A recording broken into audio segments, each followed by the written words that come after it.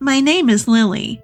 I live with Emily, who I now consider like a real sister for certain reasons. My parents passed away in an accident right after I started high school. Since then, I've been living with my brother, Owen. To be honest, I've always hated Owen. Ever since we were kids, Owen would bully me. He'd pull my hair, mess it up, and even broke my cherished toys. He'd laugh at me when I cried. Violence was the norm, and I had to endure his constant snide remarks. I've hated Owen since childhood.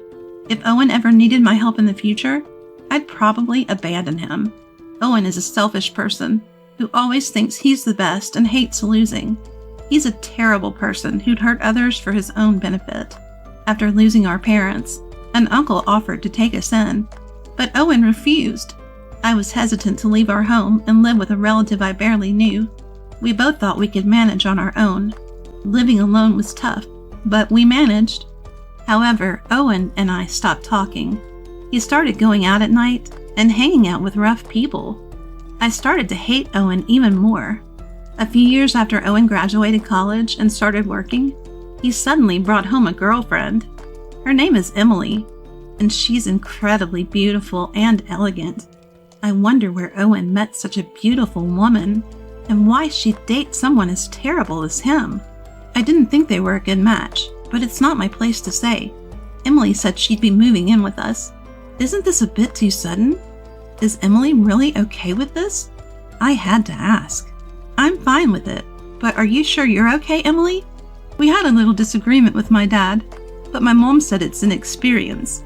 If her dad thinks it's reasonable, and they've all agreed, then I have nothing more to say. And so, a beautiful woman named Emily moved into our home. After living with her for a few months, I realized she's an amazing person. She took over all the household chores that I had been doing. At that time, I had graduated high school but hadn't gone to college. I had no ambitions and was used to doing housework. Above all, I didn't have the confidence to do housework while going to university. But Emily encouraged me to find my passion, saying it's never too late. Ever since my parents passed away, my life had been a cycle of chores and school. I'd wake up, make breakfast, do laundry, go to school, and then come straight home to clean and make dinner. I didn't have time for friends or part-time jobs. I was living like a mom during what should have been an exciting time in high school. I didn't even have a boyfriend. Not that I was interested. Until Emily pointed it out, I hadn't realized I had no hobbies or passions. Looking back at my high school life, I felt a bit lonely.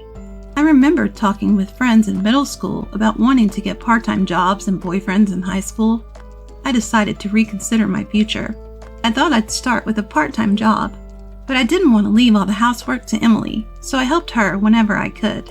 One day it hit me. Is Emily actually amazing? I was pretty confident in my cooking skills since I've been doing it ever since we lost our parents. I also often looked at books. I initially thought Emily, with her elegant demeanor, wouldn't have much experience with housework. I was wrong. Emily was perfect at cleaning, laundry, and especially cooking. Her cooking was so good, she could be a pro. And it made me wonder again, why is she with Owen, who has such a terrible personality? I started to admire Emily. I thought of her as a real sister. She said she felt the same way about me. We even started going out for meals and hanging out. But Owen didn't seem to like that Emily and I were getting along so well. And so, years later, Owen found himself at the center of a major incident. One day, after several years had passed, I got a call. By this time, I had already moved out and was living on my own. The call was from Owen. For some reason, he was furious and yelled over the phone, "What are you doing on the day of the ceremony? You better not miss it." I responded, "What ceremony? I haven't received an invitation."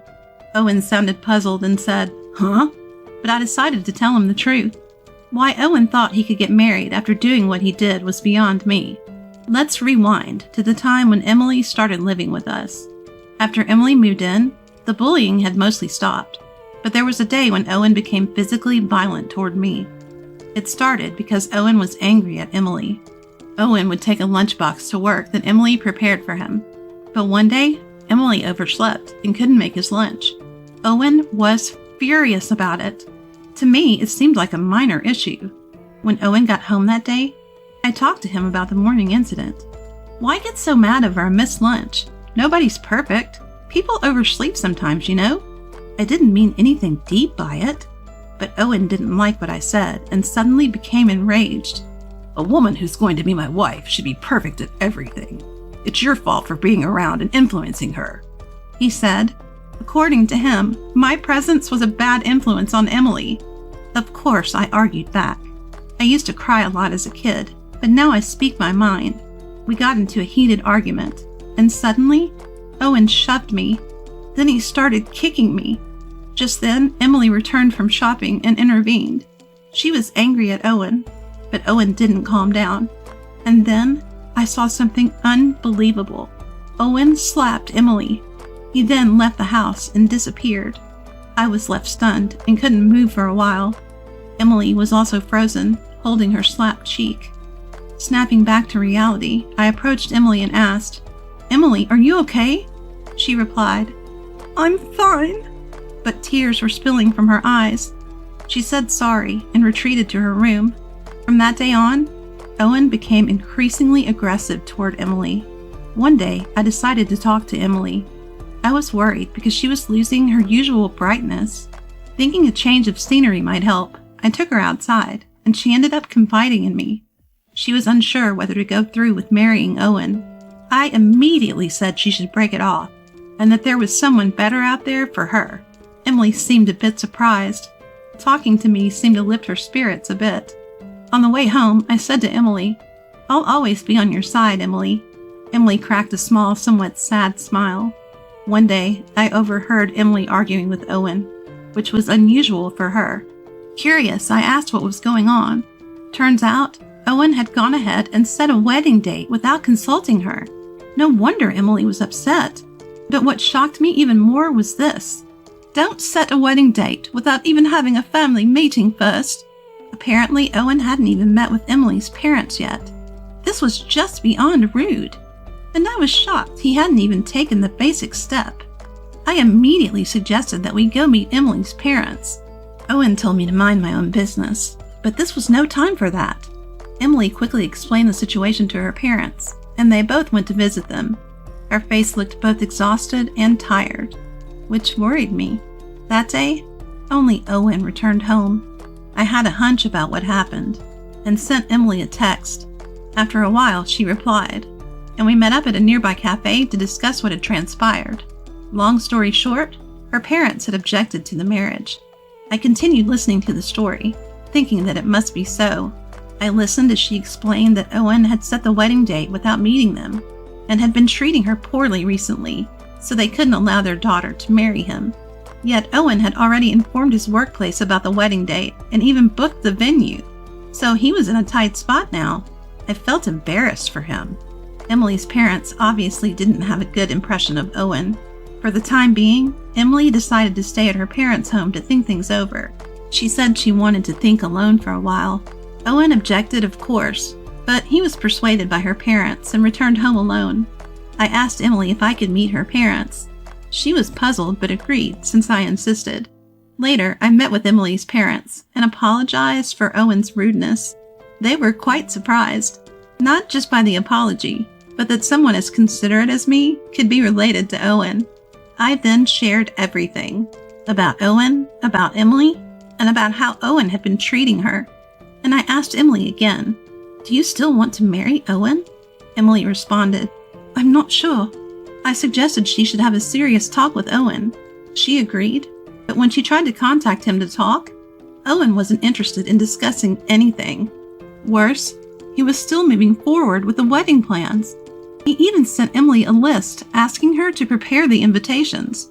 At this point, Emily had had enough and finally decided to break up with Owen.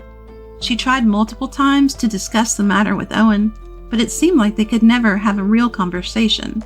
Every time she reached out, Owen would dominate the conversation and end it abruptly. She even texted him about breaking up, but Owen dismissed it, saying, "Enough with the jokes. Just prepare for the wedding." And so, the day Owen unilaterally decided would be their wedding day arrived, and Emily contacted me in a fury.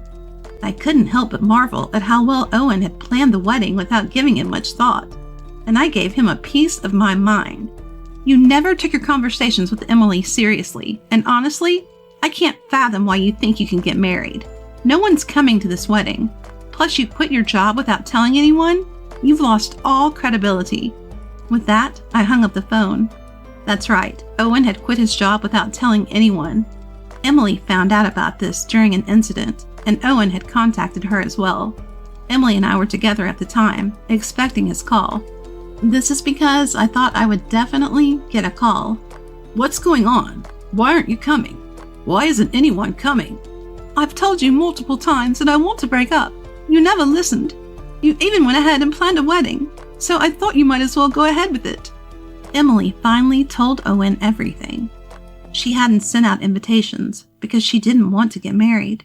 But he had told people at work about the date, so she contacted them to cancel the wedding to avoid causing them any inconvenience. That's when she first heard that Owen had quit his job. She intended to talk to Owen again, but given his usual attitude, she decided to let it go, saying, "Goodbye," and hung up. After hanging up, Emily looked relieved and refreshed. She apologized to me, but I was more than satisfied with the outcome. In the end, Owen had brought this upon himself. He never took his relationship with Emily seriously and made all the decisions on his own. If he had taken the time to have a serious conversation with Emily, things might have turned out differently. But that's neither here nor there now. Emily has been worried about living alone, but I had anticipated this and had already decided to move out and live on my own. I had even finalized the lease and just needed to move.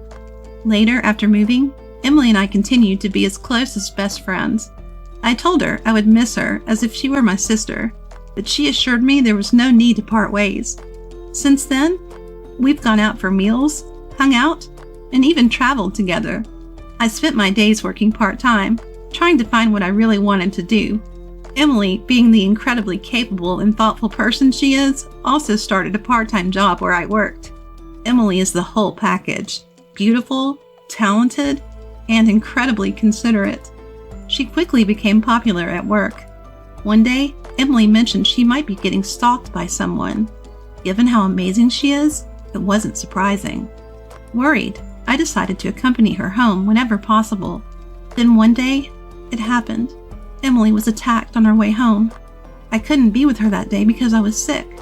I thought the stalker had given up, but it turns out they were just waiting for Emily to be alone.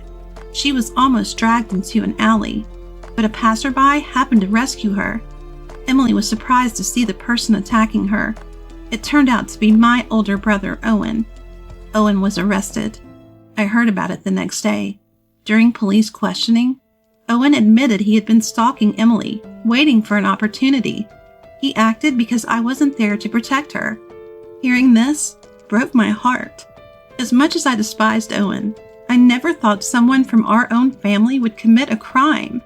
Emily was shocked, of course, but I was even more devastated. I apologized to Emily and her parents and thanked the person who saved her.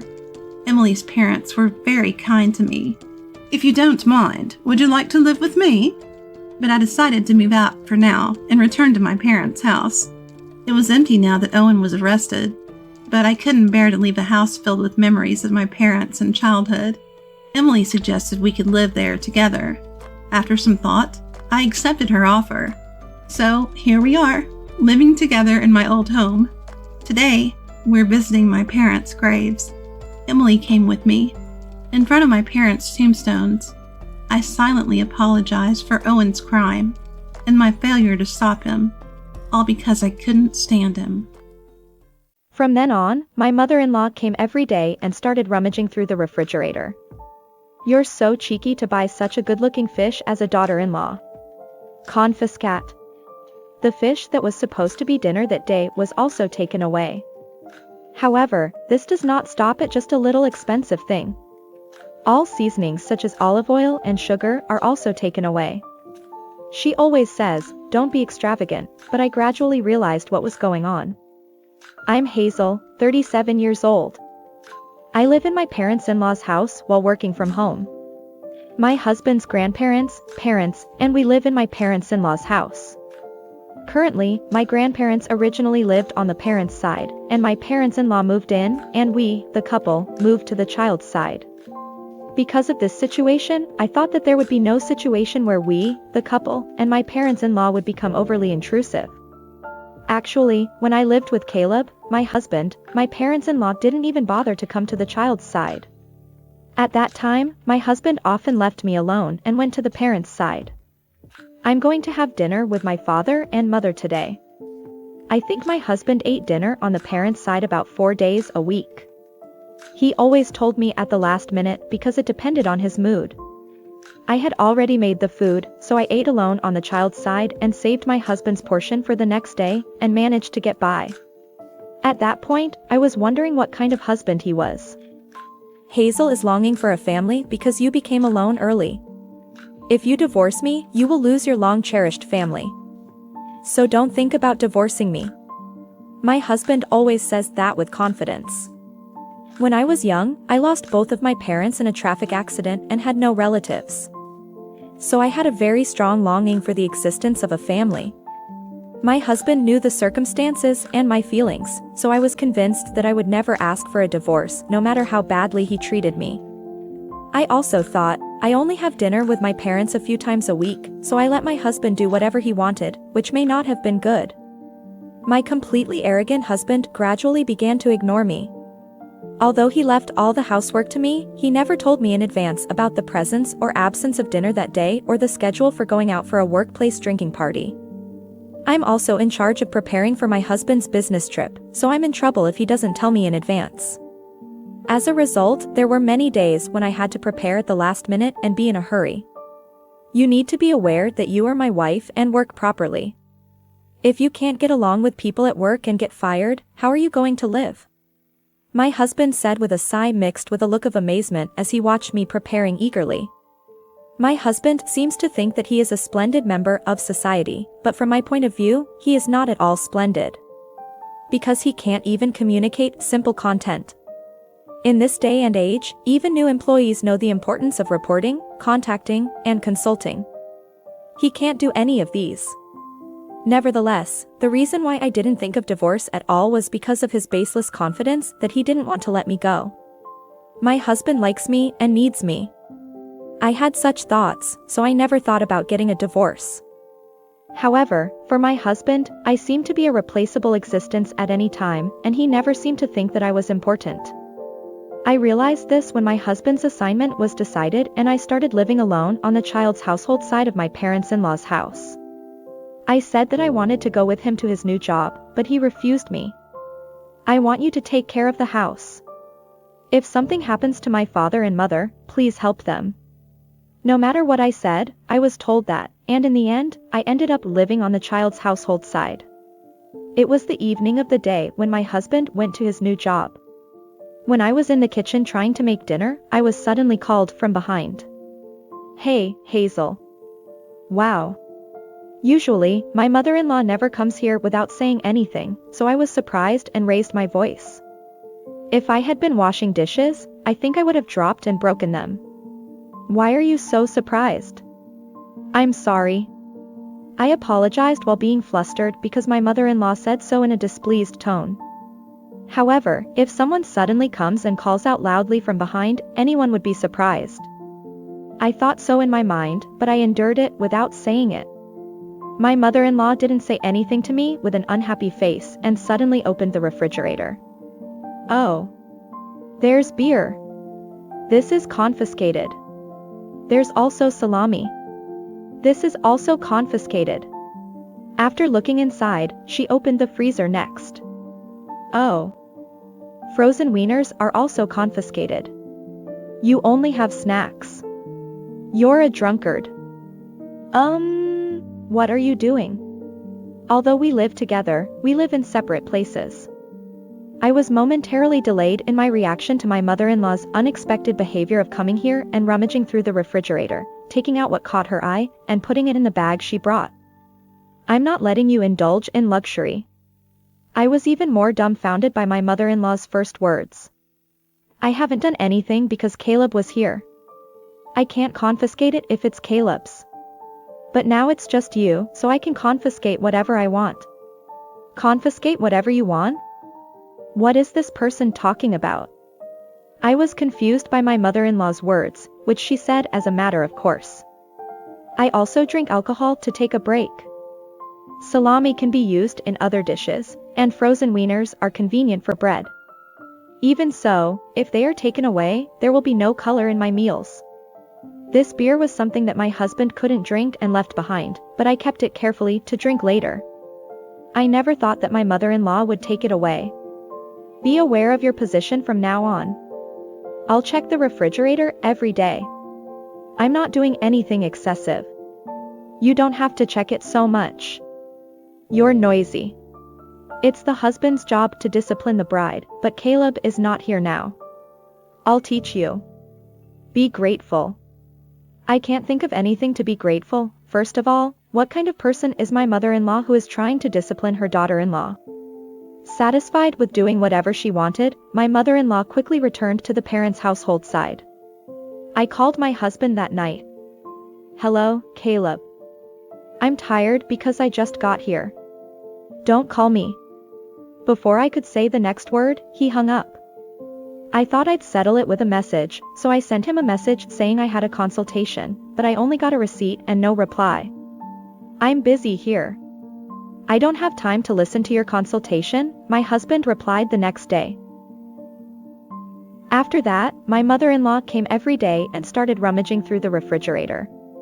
You're so cheeky to buy such a good-looking fish as a daughter-in-law. Confiscate. The fish that was supposed to be dinner that day was also taken away. However, this does not stop at just a little expensive thing. All seasonings such as olive oil and sugar are also taken away. She always says, don't be extravagant, but I gradually realized what was going on. My mother-in-law probably finds shopping troublesome. This continued every day, with her coming before dinner. It's useless to cook if I can't eat what I want, I thought, so I stopped buying ingredients. Instead, I started ordering takeout.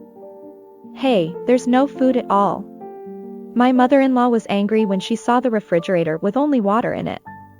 I've lost the desire to buy anything because you steal everything I buy. I don't even have the energy to cook anymore. It's not like Caleb is starving and suffering, I said, fed up. Every day, no matter what I was doing, whether cooking, taking a bath, or working, my mother-in-law would invade the house, rummage through the refrigerator, and steal the ingredients. It's ridiculous to buy ingredients that are going to be stolen by a thief like her, even though she's on the same property. I suddenly rebelled against my mother-in-law, who had been obedient until now, and she turned red with anger. You're so cheeky for a daughter-in-law. You're the bride of this house. Are you going to defy your mother-in-law? What's so great about a mother-in-law? I think my mother-in-law is a housewife. She does the housework on the parents' side, but to put it the other way around, that's all she does. I'm living here, but it's my father-in-law, not my mother-in-law, who maintains the child's household side. And I've never asked my mother-in-law to help me with the housework. I've never asked my mother-in-law to do anything for me, and she's not doing anything herself, so why do I have to obey my arrogant mother-in-law? I couldn't understand anything my mother-in-law was saying. You say I'm defying you, but are you that great? I said emotionlessly, and my mother-in-law got angry again. I was fed up with the thief-like mother-in-law, the husband who wouldn't listen even if I wanted to consult, and the recent revelation. Get out. You'll divorce Caleb. I don't want to see the face of a rude daughter-in-law like you, my mother-in-law shouted, throwing the knee blanket on the nearby chair. You're just lazing around at home without working, and you're skipping housework as soon as your husband is gone. It's going to be a bad future. Yes, yes. That's right, I replied casually to my hysterically shouting mother-in-law. I work from home, but I didn't feel like explaining it to my mother-in-law. I sent a message to my husband that day. Your mother told me to leave, so I'm leaving. I also sent you the divorce papers, so fill them out and submit them. I got a read receipt immediately, but no reply. I didn't care at all about the lack of response because I thought it would be enough if he submitted the divorce papers properly. 3 months later, I started living alone in a newly rented apartment. It has 2 rooms, one for work and one for private use. I can manage the on and off times perfectly, so work is more efficient than before, and the living environment is great. I received a call from an unknown number while enjoying my new life. Hello? When I answered the phone, a familiar voice spoke cheerfully. Oh, Hazel, have you repented yet? How does it feel to be kicked out and homeless? This voice belongs to that thief, my ex-mother-in-law. The 50-story high-rise apartment is the best. It's long and the room is clean, and above all, there's no thief in the house. I said only that and hung up the phone quickly. I didn't exchange phone numbers with my ex-mother-in-law, so I didn't register her number either. She must have asked my ex-husband for my number and called me. I have to reject this number. I didn't know how to set up call rejection, which I rarely do, and I was thinking about it when my ex-mother-in-law called me again. I touched various things, so I accidentally pressed the call button. Regretfully, I put the phone to my ear. Why are you hanging up? I'm your mother-in-law. She shouted in a pretty loud voice, and I sighed and nodded. Yes, you're great. What's with that attitude? Mother-in-law is great, mother-in-law is great. It's just a stupid habit. Will you be satisfied if I praise you for now? My words made my ex-mother-in-law. What did you say? She screamed hysterically and complained all the time. I understand already. Is that all you can say, that mother-in-law is great or that my attitude is bad? Did you become senile? I'm tired of listening, so I'll hang up. I said that, and my ex-mother-in-law, who seemed to be trying to say the same thing again, muttered in a small voice, "You're just a daughter-in-law," and didn't say the last word to make sure I didn't hang up. Instead, she made a childlike sound of, "Ugh, money. Lend me money." What? I tilted my head at my ex-mother-in-law, who had suddenly spoken. You're living in a 50-story high-rise apartment with Caleb's money, aren't you? Then give me that money. It's impossible for a daughter-in-law to indulge in luxury. What are you talking about? I don't understand at all.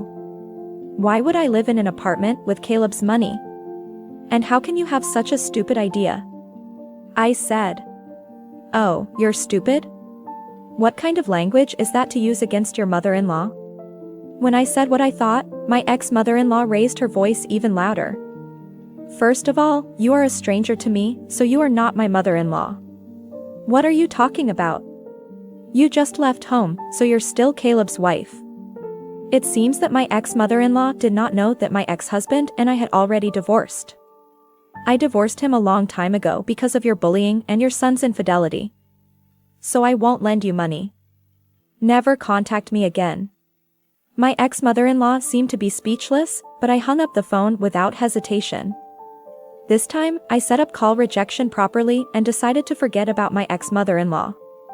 Although she was like that, I thought that if she knew that I was no longer a member of the family, she would stop contacting me. However, it seems that I overrated my ex-mother-in-law. A few days later, I received another call from a different number. I had been ignoring calls from unknown numbers since that incident, so I continued to ignore them. After ringing for a while, the caller began leaving a message on the answering machine. Since I wasn't talking directly to the other person, I listened to the voice again and found out that it was my ex-mother-in-law. I don't know if she borrowed my ex-father-in-law's mobile phone or got a new one, but I found out that my ex-mother-in-law was trying to contact me somehow. I'll forgive you for divorcing my son on your own. So come back soon. You will marry Caleb again. And you're making a lot of money with your telework, aren't you? Why did you hide it until now? This must have been what my ex-husband said.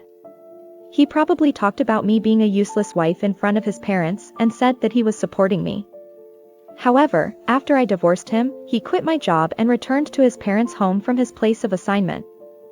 I think my ex-husband who lost his income blamed the ex-mother-in-law for driving me out.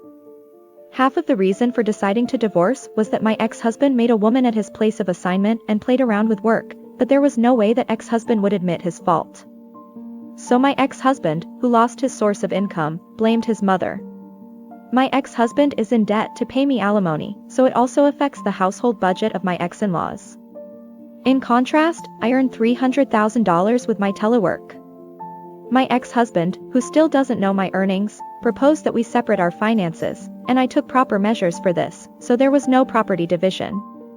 Now, it is conceivable that both my ex-husband and my ex-in-laws are in trouble because they have no money. My ex-mother-in-law also did a lot of stingy things, such as stealing the ingredients I bought every day and stealing clothes from my closet when there was nothing eye-catching in the ingredients. They must have had no money every day. I feel sorry for them, but I didn't have any intention of helping them. I have been tormented by both my ex-mother-in-law and my ex-husband.